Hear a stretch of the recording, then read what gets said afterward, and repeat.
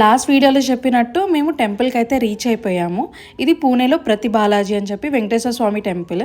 ఇక్కడ పూజారులు అందరూ తెలుగు వాళ్ళే అంట. సో కొంచెం పూజలు అవన్నీ కూడా మన తెలుగు స్టైల్లో ఉంటాయి అని చెప్పింది మా అక్క. మేము వెళ్ళింది సాటర్డే, అంత రష్ అయితే ఏం లేకుండే. అండ్ అక్కడికి వెళ్ళంగానే నామాలు పెట్టేసుకున్నాం. వాడు ఎంత క్యూట్గా ఉన్నాడు కదా. అండ్ టెంపుల్ కూడా చాలా స్పేషియస్గా, చాలా ప్రశాంతంగా ఉంది. అంటే కొండల మధ్యలో ఆ గ్రీనరీ మధ్యలో చాలా బాగుండింది అనమాట టెంపుల్. లోపలికి మాకు మొబైల్స్ నాట్ అలౌడ్ అనమాట. సో మేము లోపల ఏం తీసుకోలేదు. లోపల బాలాజీ ఎలా ఉన్నారంటే మన ఇక్కడ స్వర్ణగిరి సంగీలో ఉంటారు కదా, అలా ఉన్నారనమాట.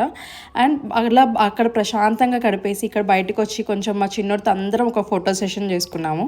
అండ్ ఇక్కడ మా పిల్లలు మా అక్క వాళ్ళ పిల్లలు ఇద్దరు నేను ఎత్తుకుంటా అని గొడవ పడుతున్నారు అనమాట. ఇక్కడ బయట ఒక మార్కెట్ పెట్టారు. అక్కడ చుట్టుపక్కల ఉన్న ఆ పొలాల వాళ్ళు వచ్చి వాళ్ళ పంటల్ని కొంచెం కొంచెంగా అక్కడ అమ్ముకుంటూ ఉంటారనమాట. చాలా ఫ్రెష్ ఉండే. అక్కడ కొంచెం కూరగాయలు తీసుకొని వచ్చేసాం.